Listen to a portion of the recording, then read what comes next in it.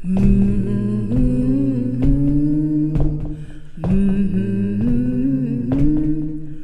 they closed down the mill and they closed down the mine. They said you can't work but pay your taxes on time. Got 3 little babies gonna starve to death or freeze. We started making white lightning, it was Grandpa's recipe. Run, rebel, run, run to no avail. Run, rebel, run to the Scott County Jail.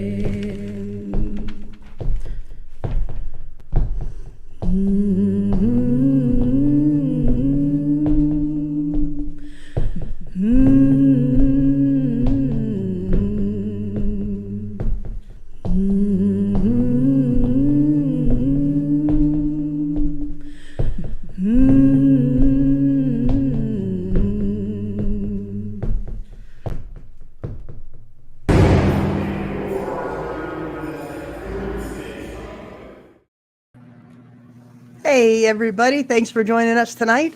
Miranda is stuck in Knoxville traffic at the moment, so she will be jumping on in about 15-20 minutes hopefully.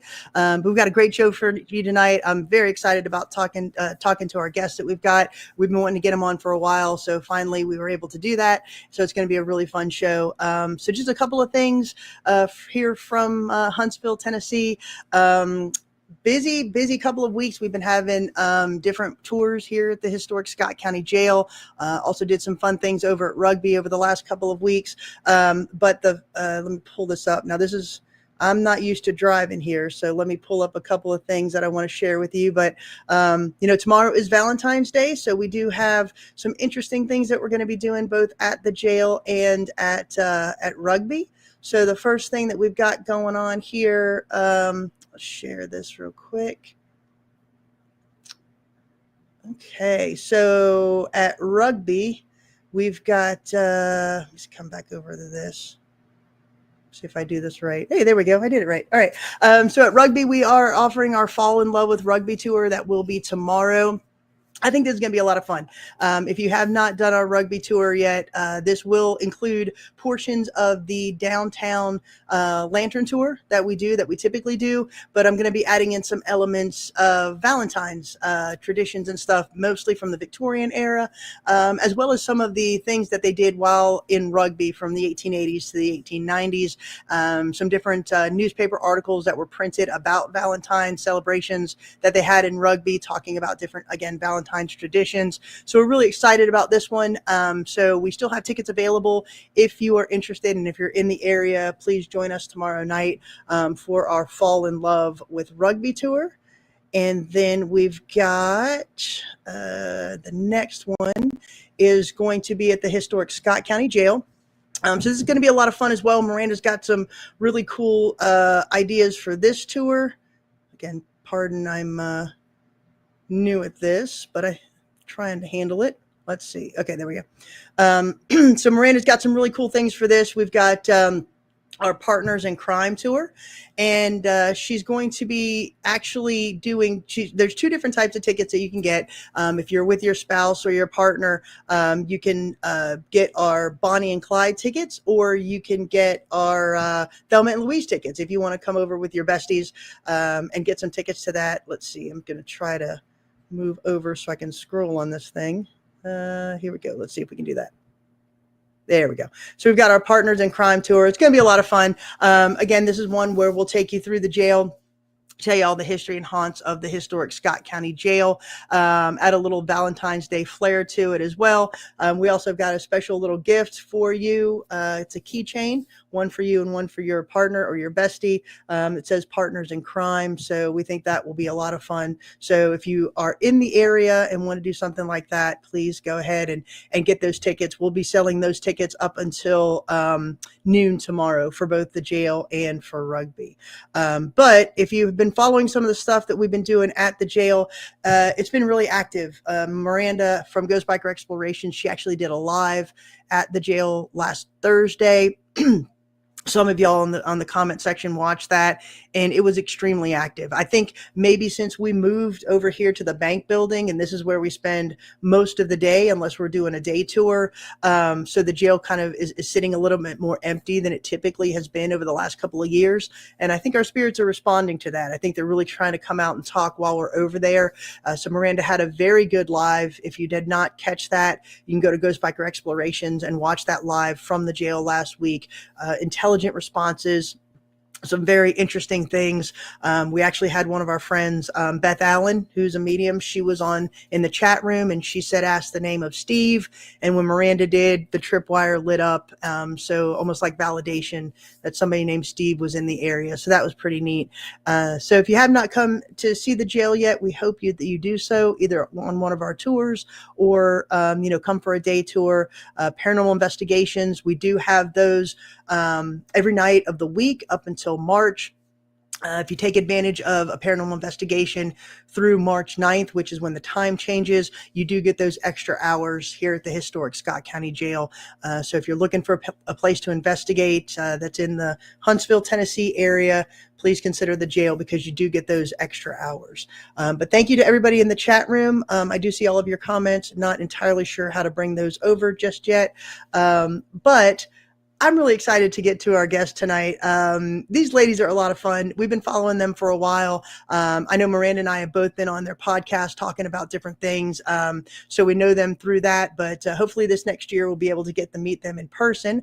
But please help me welcome Diane and Kelly from the History Goes Bump podcast. They're also great paranormal investigators. So we're going to be sharing some of their evidence. But ladies, thank you for joining us tonight. Hey, Chris, it's great. Yeah. Thanks for having us. Oh, like I said, we're really excited about this. We've been following you through social media for a while, and I know we've talked several times on various podcasts, both on Miranda's and both of us on yours.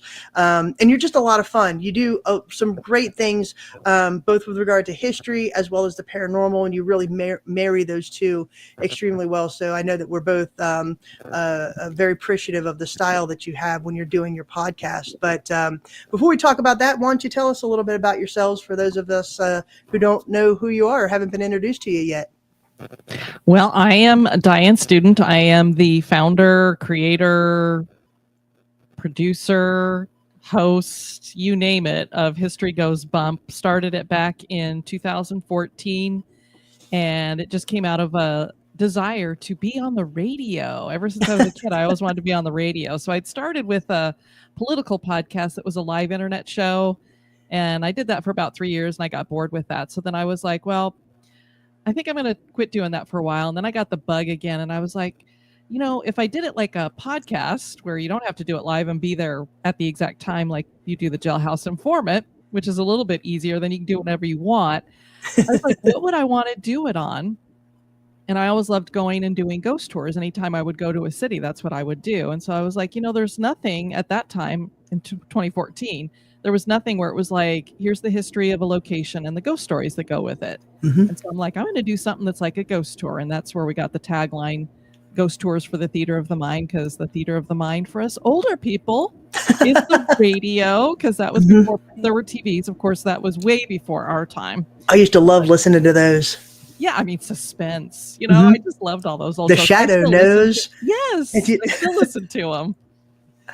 They were great. So that's how this got started. And then I brought Kelly on board, was it probably 5 years ago? Yeah, about 6. Okay. And I'm Kelly Student. I'm the co-host. I write the oddities and the history, the month in history. Can't speak. And I just have a blast doing the podcast with her, but she does all the heavy lifting for sure. So because I think you're on like something like 500 and some episodes, right? Maybe a little bit more. I think we just recorded 577. Is it? Yeah, so almost 600 episodes. So how do you choose what locations that you're going to highlight and what type of research goes into each of your episodes? Early on, it was a lot of the popular ones that everybody knew about. And then I started having people who would email and suggest a place. And so a lot of what we do now in particular, because we've done a lot of the places that have already been done, are suggested by listeners. And it's great because it's a lot of obscure places that people have never heard of before. And then a lot of our listeners who've been there, they've either been tour guides there or volunteered or been at the location and had their own experiences. So then they can add those into the mix, and it just makes it wonderful that way. Mm-hmm. Yeah. So, go ahead. Oh, I was just going to say what's really neat about it is some of the more obscure locations. She'll often say, I don't think anybody's going to really be into this. And those are the ones we get the most response from because they're not covered by other podcasts. Mm-hmm. And that's what's really neat about, again, what you guys do, because I'm also in your Facebook group. And for those in the listening audience, if you want to go join the Facebook group, it's very active. I love the camaraderie of the followers in your Facebook group because, you put out something or they share different things and everybody's commenting. And it's a really great Facebook group just for that companionship on that group. But to your point, every time you put something out there, I love listening to this one. I learned something on this podcast. So it's really interesting to follow. Yeah, that's been the greatest gift of doing the podcast and totally unexpected. I thought, well, maybe my folks will listen and some friends. And not only were lots of people starting to listen, but this wonderful community that has grown up around the podcast is just awesome. And I know you guys have the same thing going on, not only with your podcast, but just with the jail in general.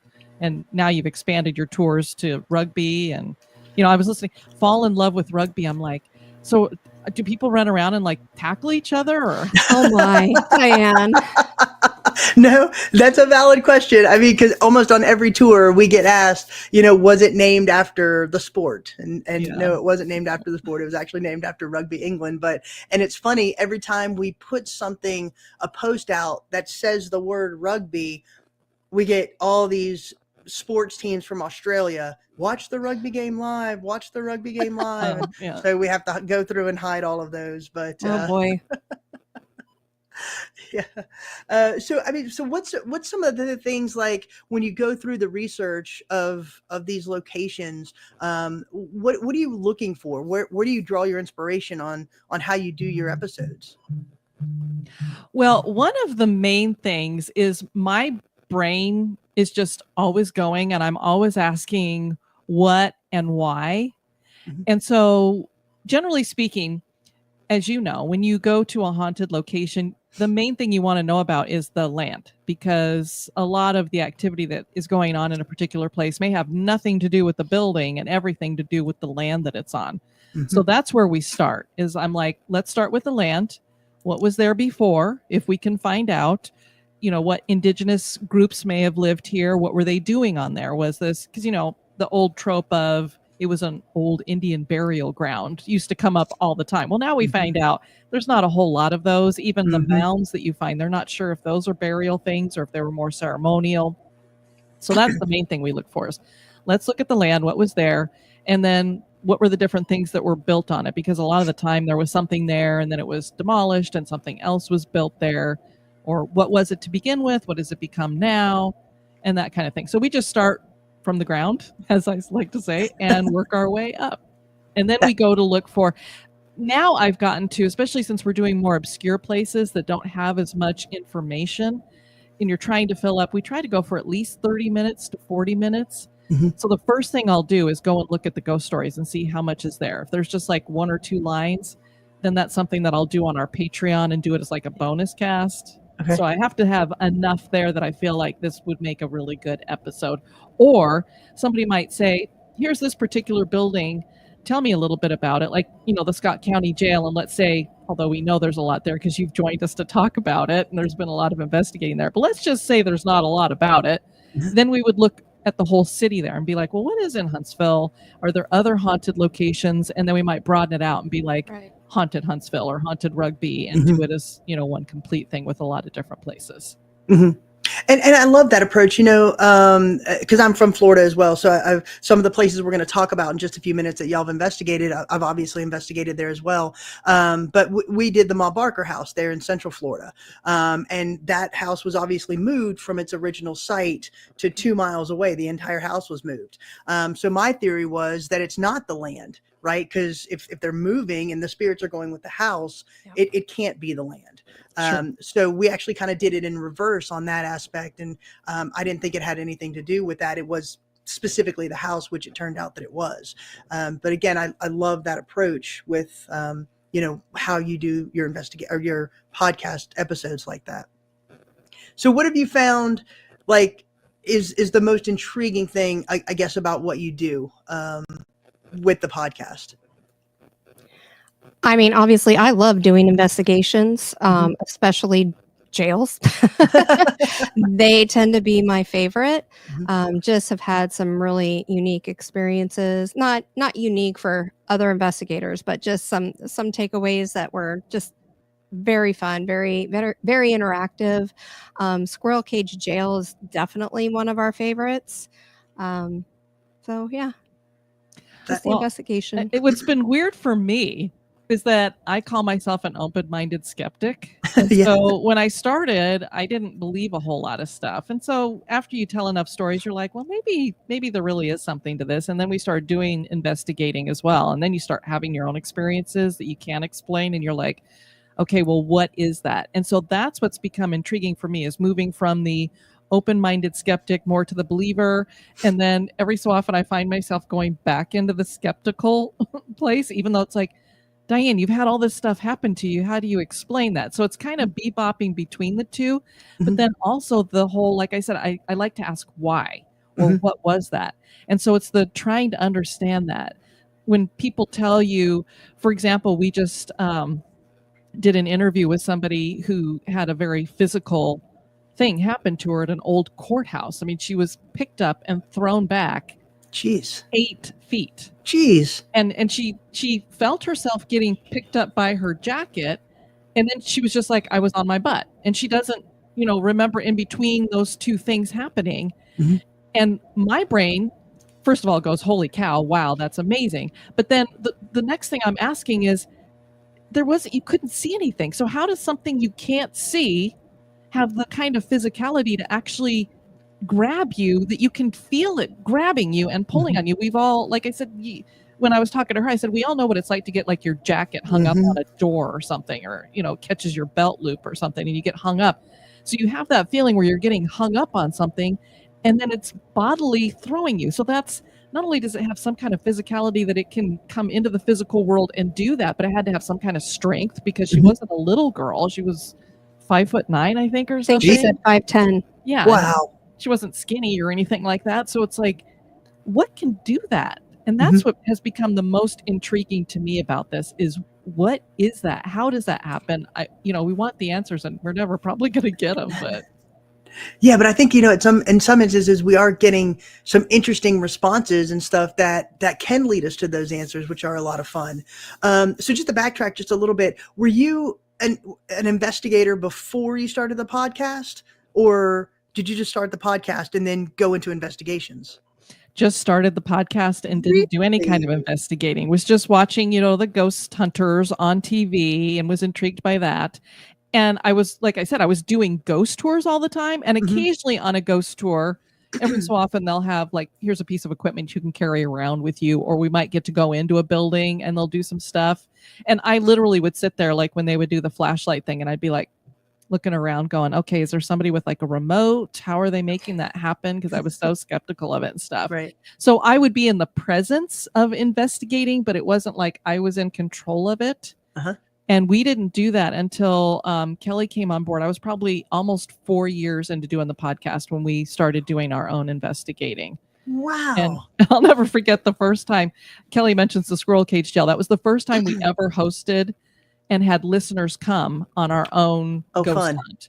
Okay. And so we didn't know if anything was going to work. So I, first time ever did the Maglite flashlight thing. And I put it down and I was like, if you'd like to talk with us or communicate with us, you can turn on the flashlight.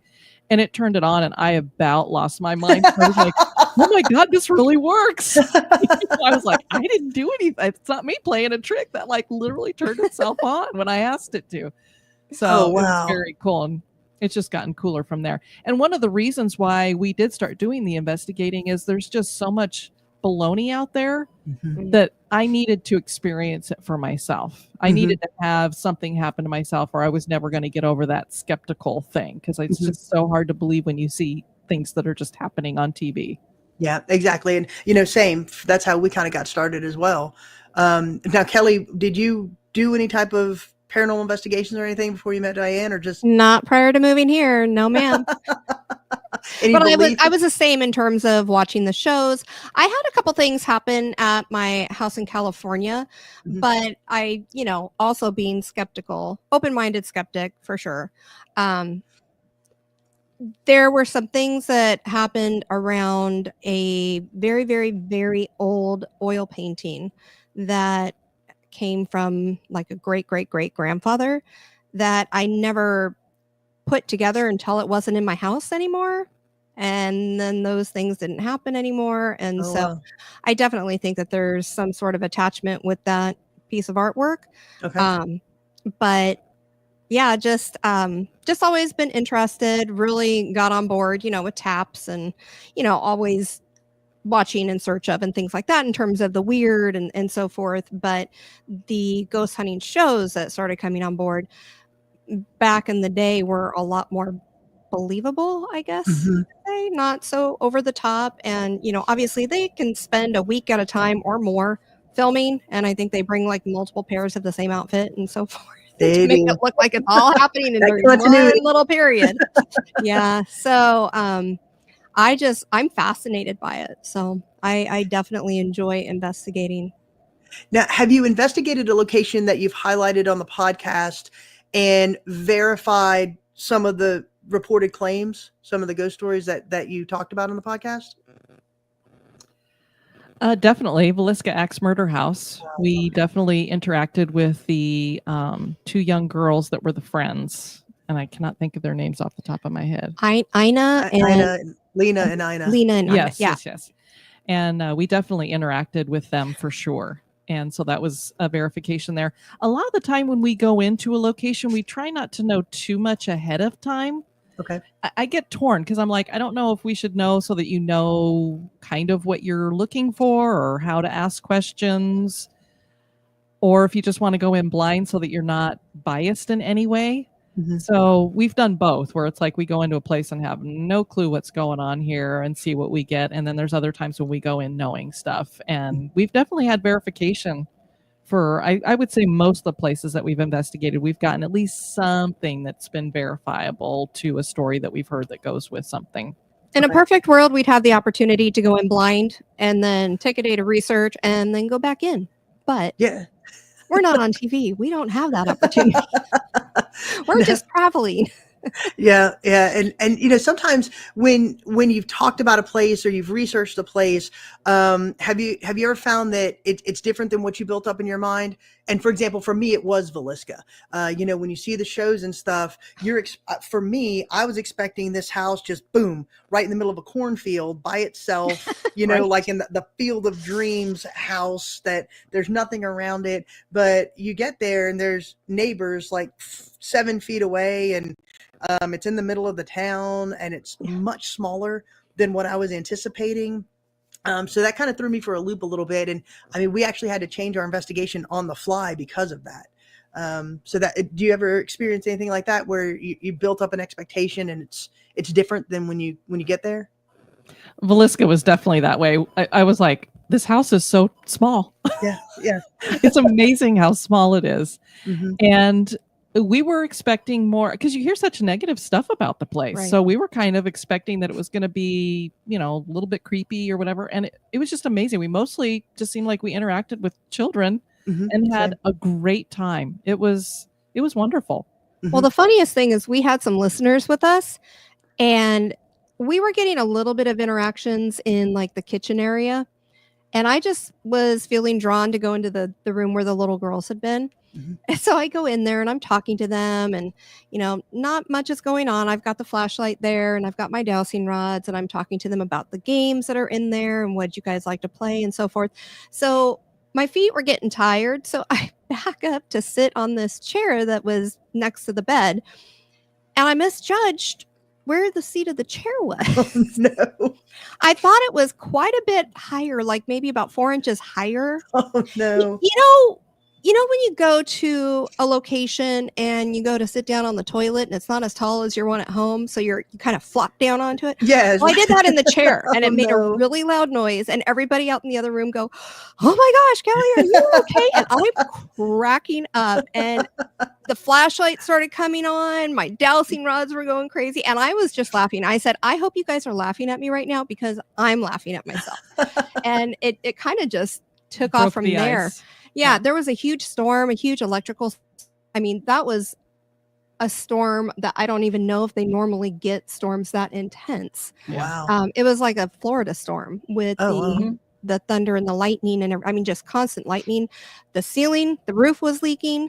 Jeez. We were trying to run around because I guess now they have a bathroom in there, or is it still in the outbuilding?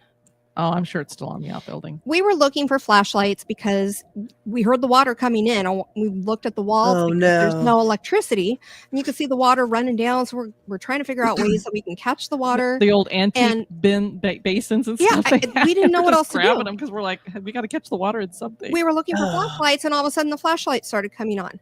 It was like the kids were going, here's the Helping us. flashlight, because we Here- were here- asking each other, where are the flashlights? And Wow. they popped on. It's like, oh, there they are. Let's go grab them. Yeah, it was. It was a neat experience. Also, to answer your question, for me, the first time I ever went to Waverly Hills Sanatorium, I had never investigated before that. Oh. And you come in up to it, and it's so imposing. And I was like, ooh, this is going to be freaky or scary to go in there. And then I went in, and it wasn't scary at all. And I came out, and I was like, oh my God, that was so amazing and stuff. So that was totally different too, where you get all hyped up and you see all these, shows, and it's just scary and intense and everything. And it wasn't like that at all. As a matter of fact, so far, knock on some wood, we haven't had anything that I would say is negative happen to us. I think it's just the energy we take in. So we put out positive, and that's what we get back. Yeah. And I totally agree with you on that. And it's amazing how many people, especially now being a location owner, you see the different styles of investigators and such. And, when you come here and to Rugby, we have a zero, no demons policy, right? You cannot say it. You cannot provoke it. You can't even utter it, or we'll sue you, that sort of thing. So that does not come here through our walls. But you see the different investigation styles. And, to your point, Kelly, the teams that are jovial and just and we tell them, our spirits love when you're fun, when you dance, when they don't want to be interrogated. And I think that's how most of the spirits are. If you go in with that attitude, that positive attitude, and not so much as a provoking attitude, you're going to get a different response. So now the investigations that you go on, do you always take listeners with you? Is that something that you do, or is it ever just the two of you? No, we occasionally will set something up just for us that we'll do like a private and invite listeners to come with us on that. Mostly we go on one that's like a group thing and tell people, this is the one we're doing, this is the time we're doing. If you want to join us, that'd be great. It's just a matter of price, basically. How much can you afford to do? And We've stayed in several were haunted supposed to hotels though too. Yeah. We were supposed to do Waverly Hills. We had it rented out because I waited because we had a set day that we were going to do it, because we were going to do a live show in Louisville. So we wanted to hook that onto it. And so on New Year's Eve, I was like waiting until it was midnight, because that's when they dropped all the calendar. And I wanted that specific Saturday. So it was like I had to get that. So I was like waiting. I was like, bing, bing, got it.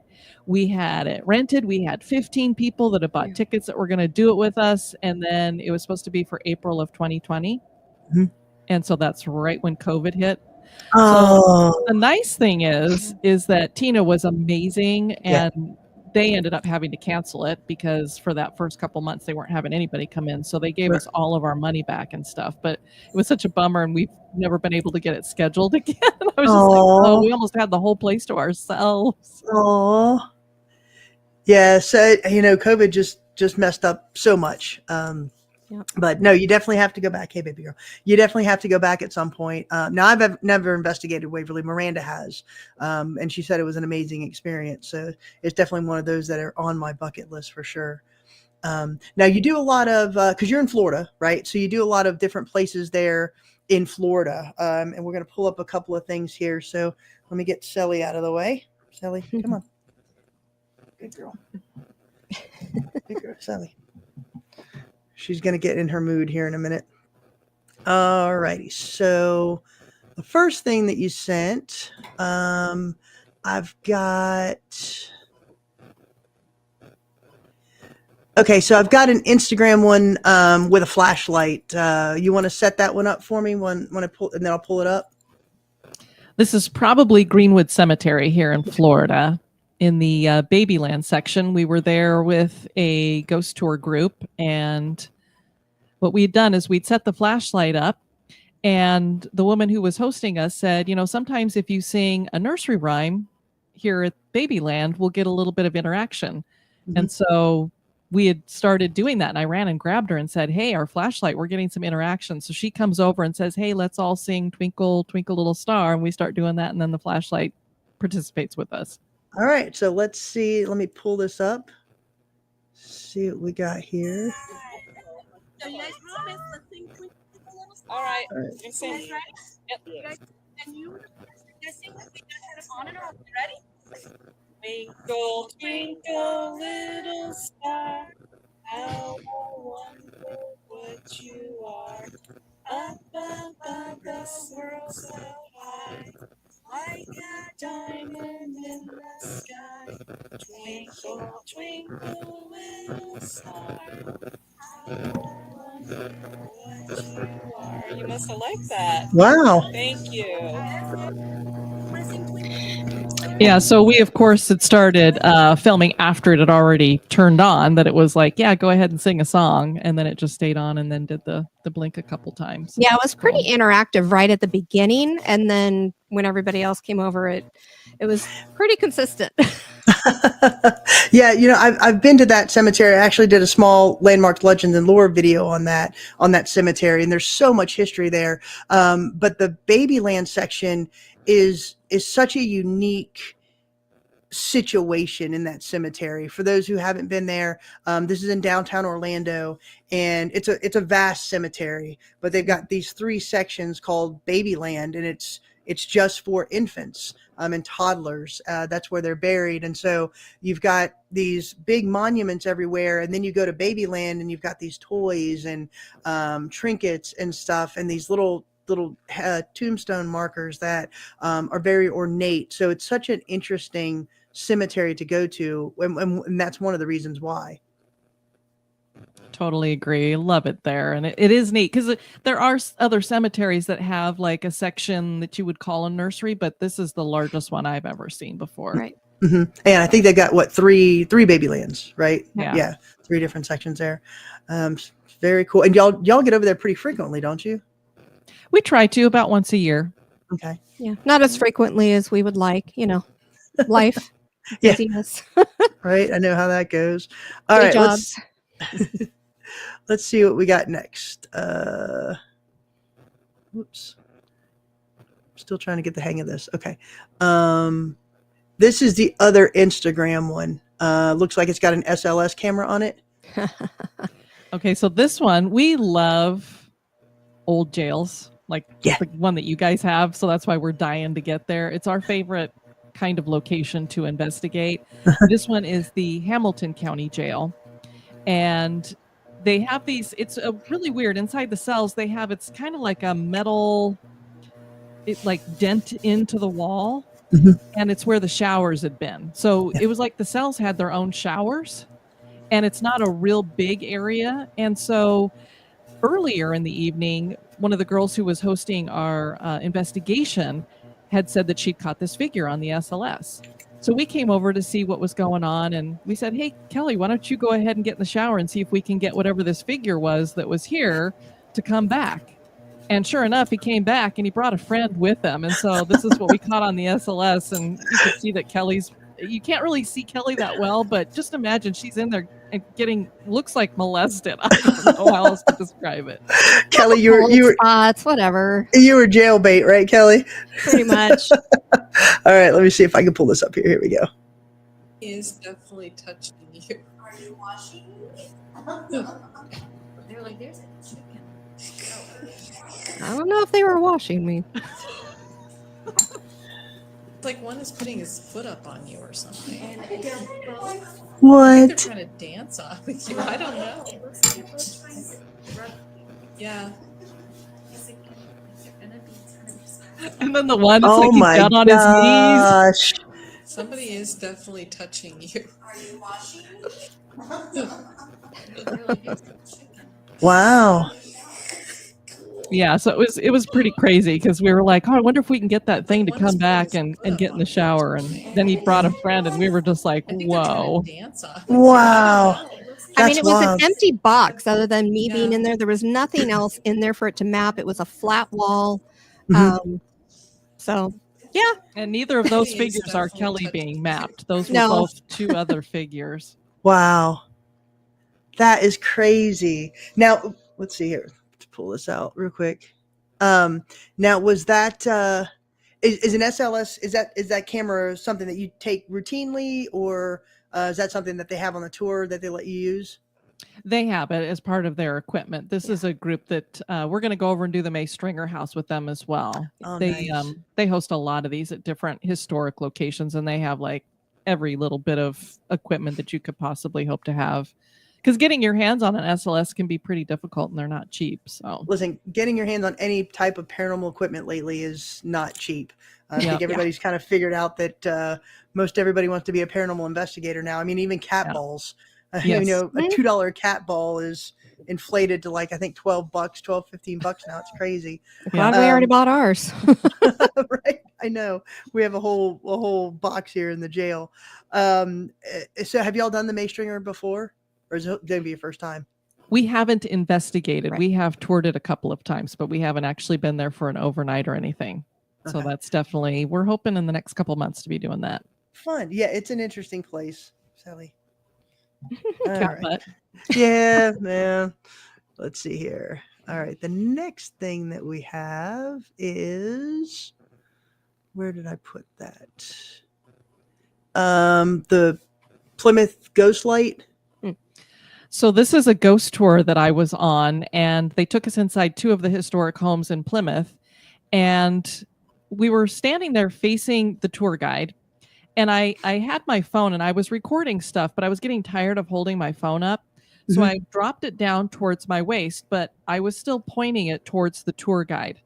Okay. And then while she's telling us the story about the hauntings and stuff there is a table lamp that's over on a side table, and it turns itself on all by itself. And this is one of the first times I'd ever been on a ghost tour and had something happen like that. This was Wow. probably about 10 years ago. Okay. And then I looked down at my hand and I realized, and this was over to the side, so it wasn't facing the same way as the tour guide. And I looked down and my hand was like this. Somehow my hand had twisted, almost like it pulled my phone towards it. Oh, And I wow. caught it. This is the video that I caught. So I wasn't trying to catch that lamp. So the fact that I caught it turning on Mhm. was weird, because I was like, it's almost like the energy pulled my phone in that direction and then turned it on. Almost says like a watch this. Look at me. Yes. Yep. Yeah. All right. Let's see what we got here.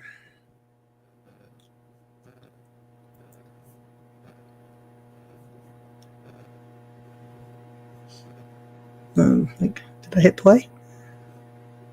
Hold on. Let me find it again. There we go.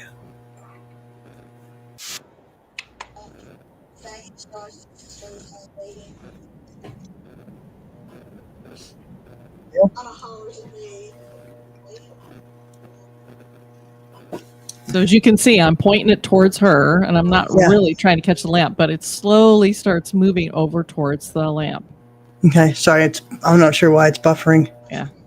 Streaming, there you go. Captain loves him.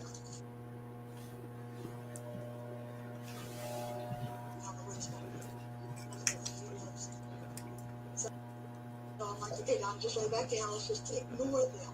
So Come on. I was just like kind of getting into a sleep. So she's describing how she's like in a sleep state when she had some kind of ghost experience in the house. Okay. Oh, come on. I think I can. I think I can. Wow. And there's just boom. Okay. Hi, Nathaniel. Thank you, sweetheart. So apparently this is something that Nathaniel the ghost does every so often. Oh, Okay, wait. I want to go back to that because we have to see that. Let me see if I can get it to do it in real time. Hold on a minute. And what we're doing after that is I'm like, did anybody hit a light switch over on the wall? So we were trying to debunk it. okay. Oops. And nobody was anywhere near a switch. There was no switch that was connected to this lamp. You literally have to click it on like how she clicks it off with the actual manual thing. Look at that. Yep. And it's weird because it's almost like it gets brighter than the lamp should get. Yeah. I kind of felt like it was almost like a burst of energy. Thank you, sweetheart. And she that's how actually you- physically clicks it off. Has to click it off. So Right, it's just we'll one of watch that those one more time. click type lights. And there was no switch on the wall near there that turned it on. Ignore them. So I was I don't know why it does. kind of getting into a Wow. state. Yeah, because I was just like, because I noticed it right away because I was like, wow, because it's just like boom. And That then we is told her, crazy. That lamp just turned on. And we're just doing a simple ghost tour. We weren't even doing a ghost hunt. It was just like we got to go into the house and she was telling ghost stories about the house. We weren't Wow. no equipment or anything. That's why you don't really have to have equipment. No, all the you time. don't. Let me stop this real quick. Is Oh, that where the girl's hair got lifted up? Yes. and She where told was us- that It- at? I'm trying to remember what the name of the house was, but it's in Plymouth, Massachusetts, and it's one of the original houses that was there. Okay. And there was a woman who was there one time, and they were sitting in the kitchen, and she had a ponytail. And all of a sudden, she's like, I'm talking to everybody at the table. I think they were playing cards or something. Mhm. And she goes, everybody just started like going and looking up. And then she could kind of feel like something was happening behind her. And they're like, your ponytail, her ponytail was getting like lifted up this way. Wow, that is awesome. Yeah, Ken, it's incredible because I'm sorry it buffered. I'm not sure why it's doing that, but you can totally see it turn on. And the fact that she has to click it to get it to turn off is insane. Yeah. Okay, hold on one second. We got somebody backstage who's going to join us. Hey, there's Miranda. Hey, Hi, Miranda. hello. Sorry I'm late. Knoxville problem. traffic is awful. We happens. try to stay away from Orlando because I just don't do the traffic thing. Yes. Yeah, it's crazy when you've got one thing telling you one time and then you're driving along thinking you're going 75 80 miles an hour, and then all of a sudden you look at the time on your GPS and it says 30 extra minutes is added. It feel like you've lost time. So Yes. yeah.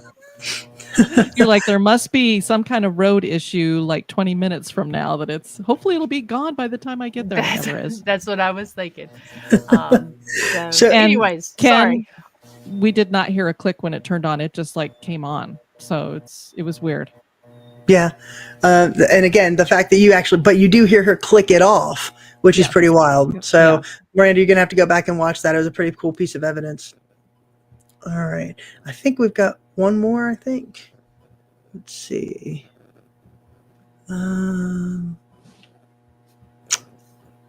Was there another one? I don't. Oh, there was the remember what you toilet said. ghost. Oh, Why don't I have that one here?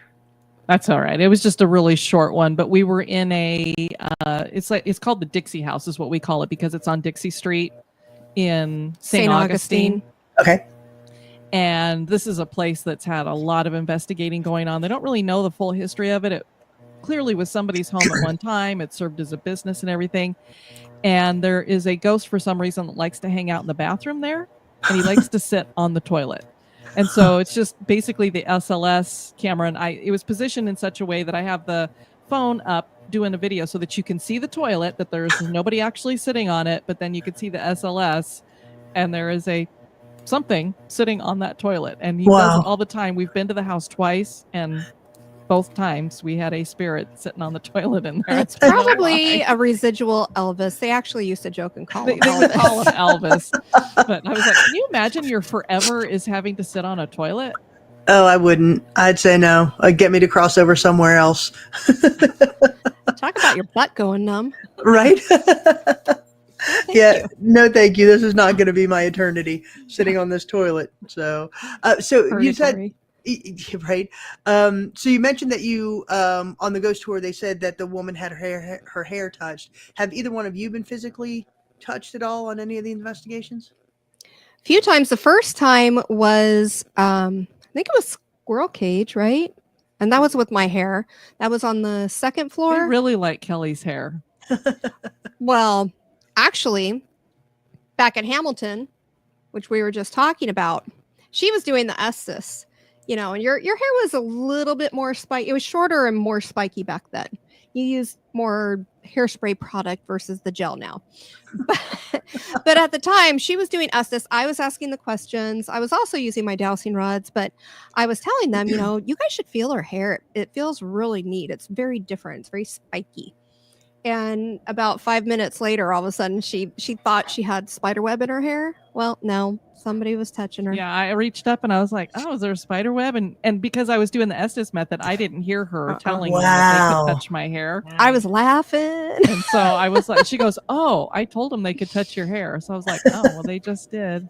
Wow. But the most intense touching that I ever had was we were at the Exchange Hotel, which is in Virginia. Love and that they place. have so they have the train depots on the outside. Mhm.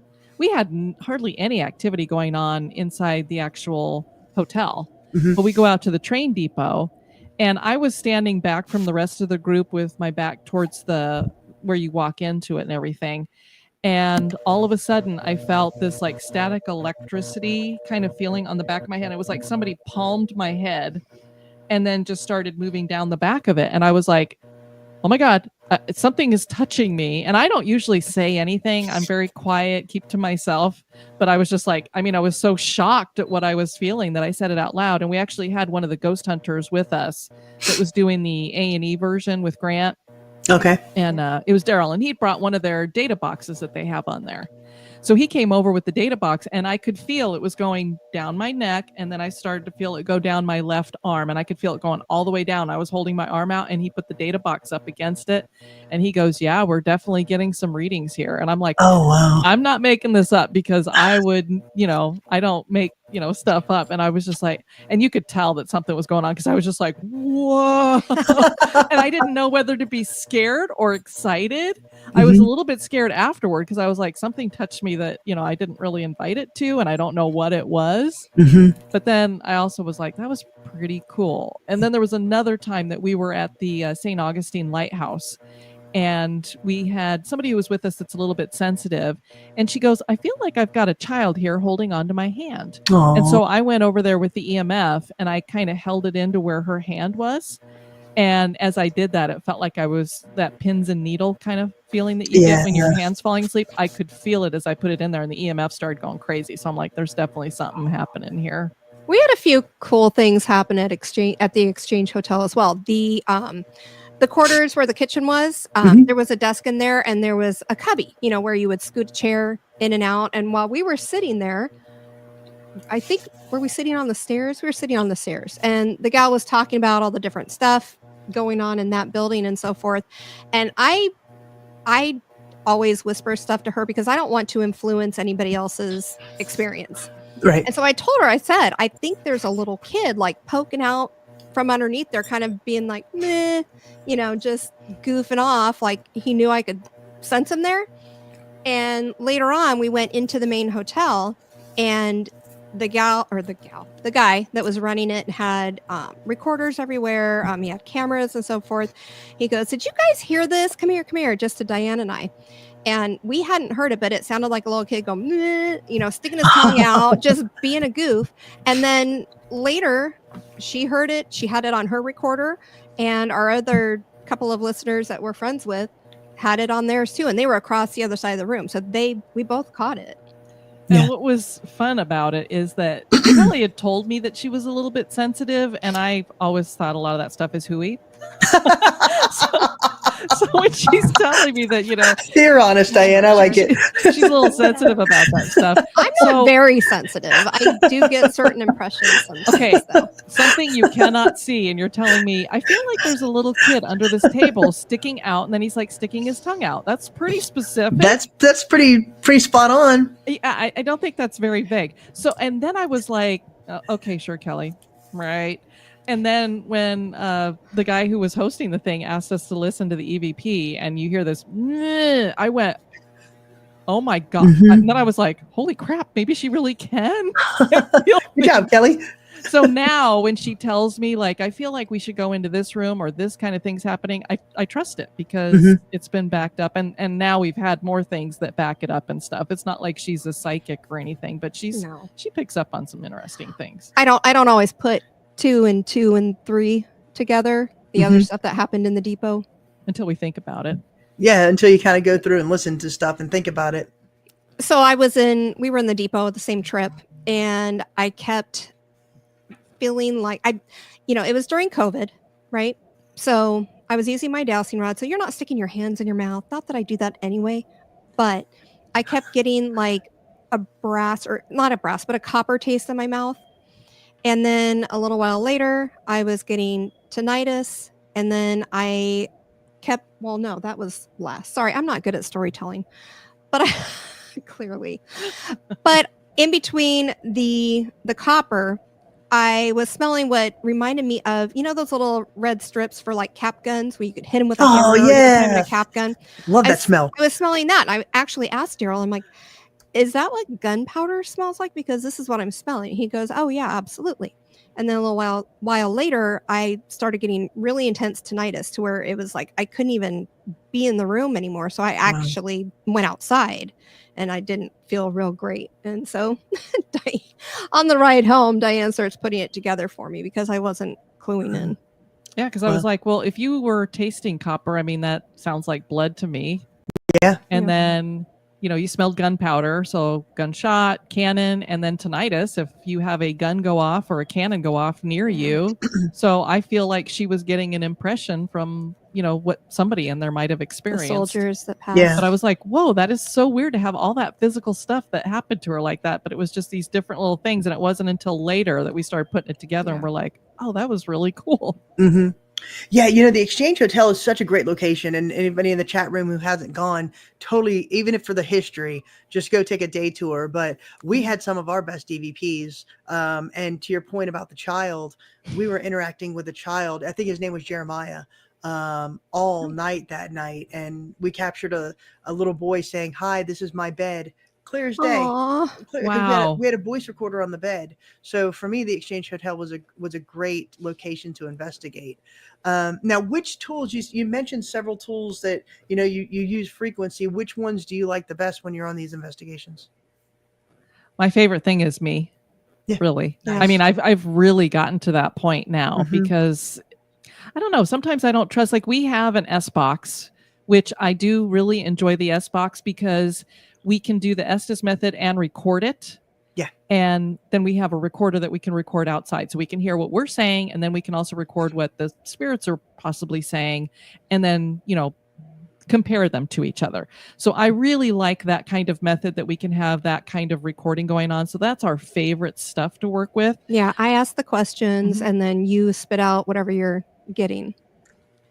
And the EMF, I mean, you can take those in anywhere and they're real simple, but the recorder is the main thing that I always want to make sure I have, because not only does it, maybe if somebody's telling us the history about a place, I have that, because my memory is, the older I get, it's like I filter a lot of stuff because there's so much stuff that you have to remember your entire life that I find I take a lot of stuff and it goes over here into this other For the place. older people, she has a lot going on in her Rolodex. That's right.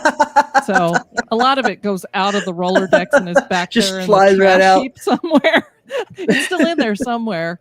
But so I like to have that so that, especially for the notes for the show and stuff like that. So I have an accurate history there.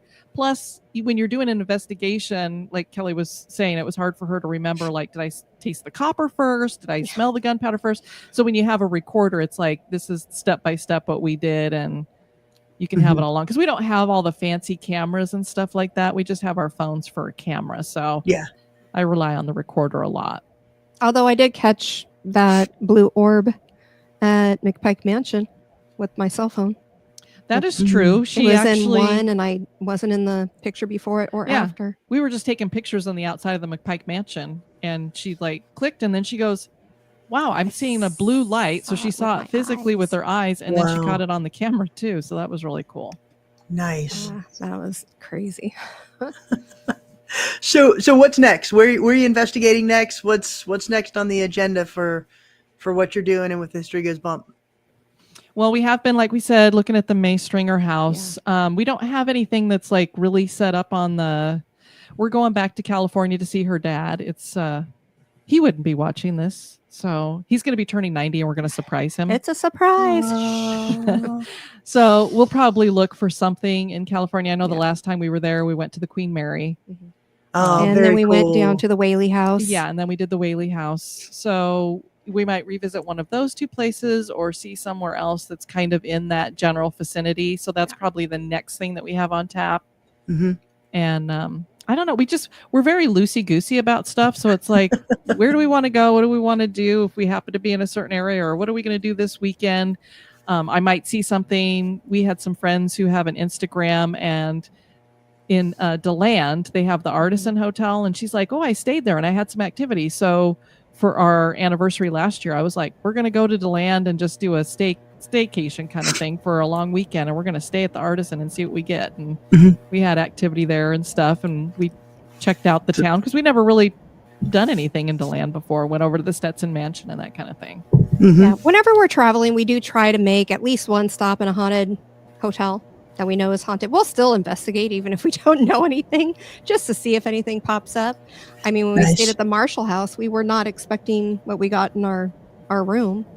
Oh, wow. There was right after we walked in, she got out the EMF and just dropped it on the bed. And I was feeling like there was like a kid jumping on the bed. And it was literally right in the middle of the bed. Oh, and we wow. went underneath with the we tried to debunk it in every way we could, and we're like, nope, there's something in the middle of the bed. She really tried to debunk it the next day because there was a street light outside. So I'm like, and we were right in that corner room. So I'm like, are we getting something from that street light? And I started thinking maybe that was it, because it was really going crazy by the window. And then I was in the bathroom. I wasn't getting anything in the rest of the room. So I put the EMF in a chair that was on the other corner of the room. And Kelly was in the bathroom, going to the bathroom and getting ready and stuff like that. And I'm like, you know what, Kelly? I think I debunked all that activity that we thought we got yesterday. There is a street light out there. I'm sure that's where it came from. The minute Kelly opened that bathroom door, whatever ghost was in that room was in the bathroom with her, because it came out and the EMF started going crazy in that chair. They're not supposed to do that. Okay, that's cool. There was no Kelly, I'm sensing a street theme light with there. you and bathrooms and stuff. Well, kids too, though. I usually she has a have connection kids with kids for draw sure. to me. Aw. So It's probably because she's a mom. You're a mom too by default. Well, yeah, but I didn't birth anything, so that's true. So tell people where they can find you for the History Goes Bump, for History Goes Bump, and everything else you got going on, your Instagrams and all of that. So make sure we share all those out. We're at History Goes Bump everywhere. So if you check that out on Instagram or X, you'll find us there. historygoesbump.com is the website. It's got all of our links up on there as well. Any podcast catcher that you have, the podcast is everywhere. And we also have a YouTube channel. Just look up History Goes Bump. We'd love to have you guys follow, subscribe, review, all of that great stuff. And if you're listening, go join their Facebook page. They have a spectacular crew on Facebook. Yeah. It's a great Facebook page. Very interactive. A lot of people sharing different things. Everybody on there supports each other for what they're doing. So it's a really cool little community to be a part of on that Facebook group. We've got a great spooky little family. Yes, and Savannah's here. Hi, Savannah. Thanks for joining us. She says that the Queen Mary is her favorite. I've never been. I would love to get out to the Queen Mary. It's very cool. And it feels like The Shining almost, with the long hallways, because there's nothing as long as looking down the hallway of a ship. It's just like, whoa, it goes on forever. And it's just kind of creepy that way, because you're like, ah. Very cool. Miranda, do you have anything else that you'd like to ask or share? No, just I was trying to listen along while I was on the road, and so really enjoyed it. And I got to see all the clips except for that last one, just as I was coming in and trying to get set up here at the computer. So I look forward to going back and watching the clips, and really just enjoy their podcast, and really highly suggest that if y'all are looking for something that's not only very interesting but also very informative about these different locations, you definitely need to check out History Goes Bump.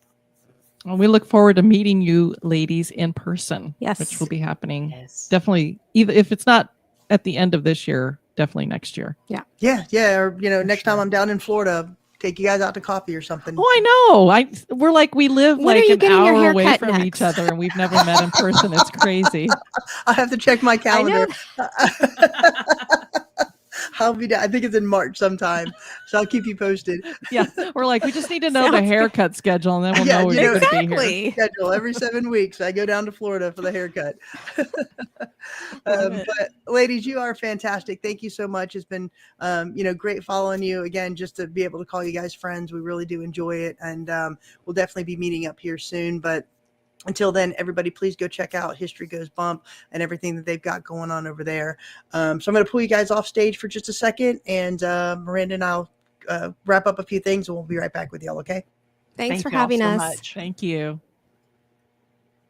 They are just great people. I love, they're awesome. Absolutely, and great job Thanks. holding down the fort and Flying solo, I running think I the did all right. technical side. Yeah, I think I'm doing all right. So I definitely know what you've got going on now with the Ghost Biker and all that on Thursdays.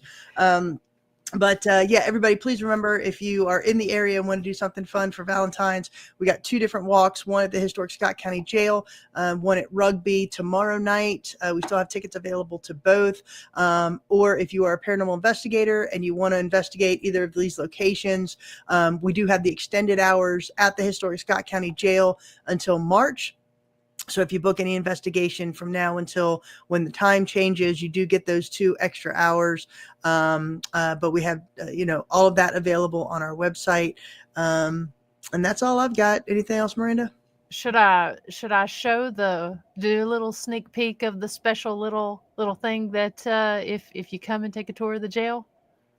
Special little thing. Okay. Yeah, you know how everyone gets gets something when they for Valentine's Day. Flowers. Oh, the Valentine's Day thing. Yeah. Go ahead. Yeah.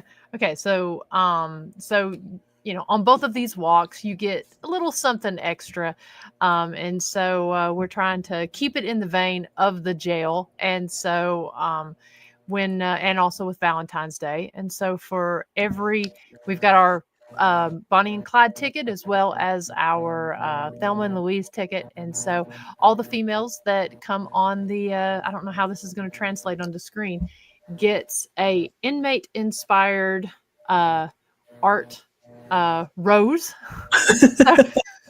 So imagine if you're an inmate in a jail and you want to make a rose for your sweetheart. Miranda was able to translate that. You get 10 seconds, somebody in the chat room, to figure out what it's made out of. If you know what it's made out of, go ahead and put it in there. But she made one for everybody who will be on the tour tomorrow night. And it's just kind of fun. Like I said, a couple little trinket things that you're going to get for Valentine's Day. But Miranda did do that, inspired by Jailhouse art. Anybody want to take a guess at what she made it out of? This lighting is not good, but it's actually pretty cool. Yeah, it's really it looks much more intricate. Spoons, plastic spoons. There you go, Ken. Good job. Yep.